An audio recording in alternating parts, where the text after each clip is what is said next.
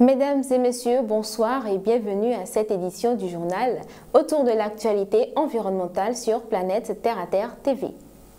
Ce 19 novembre, la communauté internationale a célébré la Journée mondiale des toilettes. À cette occasion, notre rédaction s'est interrogée sur l'impact négatif des toilettes sur l'environnement et la santé de l'homme. Quelques citoyens ont accepté de se prononcer sur la question. Suivez. En vrai, les toilettes, je dirais qu'elles ont beaucoup plus besoin d'entretien. L'entretien, c'est le plus important. Et quand cela n'est pas respecté, là, on peut vraiment dire que ça nuit à l'environnement. Si on doit parler de nuisance, je pense que les toilettes nuisent au moment où on verse les déchets. Le moment où les déchets passent de l'eau à la nature. Dans nos maisons, il y a des toilettes qui n'ont pas de fosse septique. Et l'eau de bain circule partout à l'air libre dans l'environnement. Cela aussi, l'eau qui circule partout peut infiltrer le sol et polluer l'eau que plus tard on va puiser pour boire. Il y a des gens qui boivent de l'eau, de ruissellement et tout et tout. Donc, les déchets qu'on vide, généralement les gens vident ça dans l'eau parce qu'on a une mauvaise gestion des déchets. Donc, quelqu'un qui boit de l'eau de ruissellement ou l'eau des marigots peut facilement avoir des maladies hydriques. Ça peut nuire beaucoup plus à travers les bactéries que ça dégage. C'est pourquoi on trouve un peu partout les produits désinfectants. Très souvent, il faut désinfecter les toilettes. Il ne suffit pas uniquement de les nettoyer. Si ce n'est pas bien nettoyé, si ce n'est pas propre, ça peut causer beaucoup de choses. Ça peut entraîner la maladie, infecter les gens. Comme solution, moi, je propose qu'on gère mieux les déchets, qu'on trouve une solution efficace pour le recyclage des déchets. Le lancement effectif du projet de communication et suivi de la mise en œuvre de la CDN et du plan de partenariat au Bénin et de la validation du rapport de synthèse a eu lieu le 16 novembre dernier. C'est à travers un atelier qui a rassemblé acteurs de la société civile, représentants du partenariat CDN et plusieurs parties prenantes. Reportage. Ce que nous voulons porter vers la population, c'est d'abord de leur montrer quelles sont leurs contributions pour lutter contre le changement climatique. Le lancement effectif du projet de communication et suivi de la mise en œuvre de la contribution déterminée au niveau national du Bénin s'est tenu ce 16 novembre à Azalaï Hôtel de Cotonou. Ce jour, nous avons fait un atelier sur la synthèse de la CDN.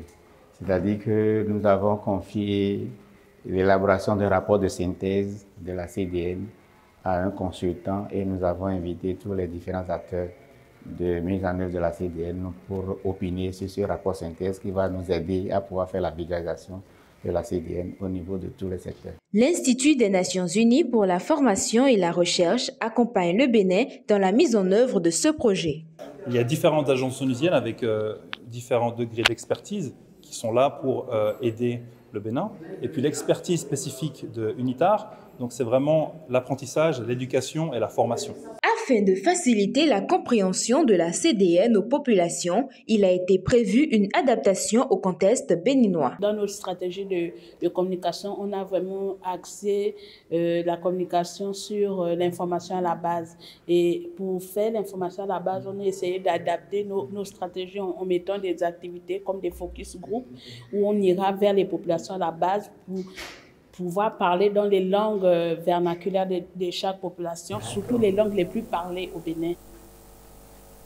L'un des objectifs de cet atelier était de recueillir des commentaires sur le document de synthèse des contributions déterminées au niveau national. Reportage. La CDN d'abord, quand on l'élaborait, on est parti des communautés, de plusieurs manières. Une première manière était déjà que pour la partie adaptation de la CDN, on a conduit des études de vulnérabilité. Et quand on parle d'études de vulnérabilité, on ne reste pas seulement derrière les ordinateurs pour faire des analyses scientifiques, des données météo, données climat. Non, mais on va sur le terrain. Ce document-là, il faut que tous les Béninois puissent le comprendre, le lire et le comprendre. Et c'est cette traduction de ce document important, de portée scientifique aussi, que l'atelier est venu se réunir donc pour pouvoir aider à traduire ce document, pour que tout le monde puisse le comprendre et que tout le monde puisse agir dans le même sens. L'enjeu de réduire, de maintenir les températures à maximum 2 degrés ou 1,5 degrés, c'est un enjeu qui est ambitieux. Et donc, ce n'est pas une chose que les pays peuvent faire seuls. Il y a différentes agences onusiennes avec différents degrés d'expertise qui sont là pour aider le Bénin. Et puis l'expertise spécifique de UNITAR, donc c'est vraiment l'apprentissage. Ce que nous voulons dire d'abord, c'est de savoir un peu ce qui est retenu au niveau national en matière d'émissions, ce qui a été fait, ce qui a été retenu, les engagements que le gouvernement, le Bénin a pris au niveau des partenaires. Nous voulons porter ces informations vers les populations à la base pour qu'ils sachent que le Bénin a pris des engagements et ce sont ces engagements que nous sommes en train de porter vers eux dans un langage aussi facile. Toujours naturel, toujours jadis.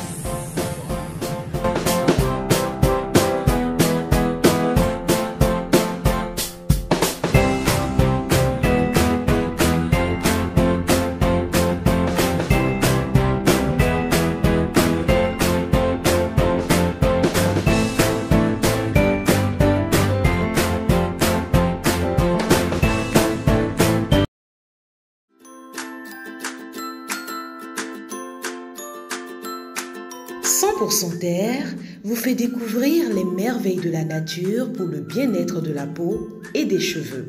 100% Terre, c'est des beurres végétaux, des huiles végétales, des graines et des poudres. Passez votre commande en un clic.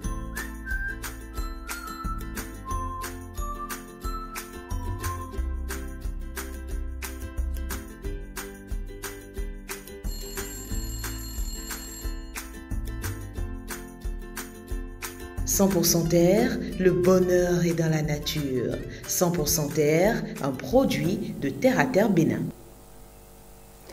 À l'international, à présent, ce dimanche 19 novembre à Nairobi, au Kenya, des négociations se sont terminées pour un traité visant à mettre fin à la pollution plastique. Pendant une semaine, des représentants de 175 pays, des militants de l'environnement, mais aussi des lobbyistes défendant des producteurs de pétrole se sont retrouvés pour leur 3e session de négociation. L'objectif était de parvenir à un traité d'ici fin 2024. Cependant, les positions divergent et les discussions ont été tendues jusqu'à la fin des négociations hier tard dans la nuit avec peu de progrès.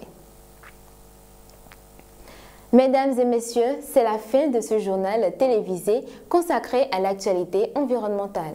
Ne ratez plus nos programmes en vous abonnant à nos canaux digitaux Terre à Terre Bénin sur Facebook et TikTok, Planète Terre à Terre sur YouTube, mais aussi le www.planète-terre-à-terre-tv.bj, notre web TV.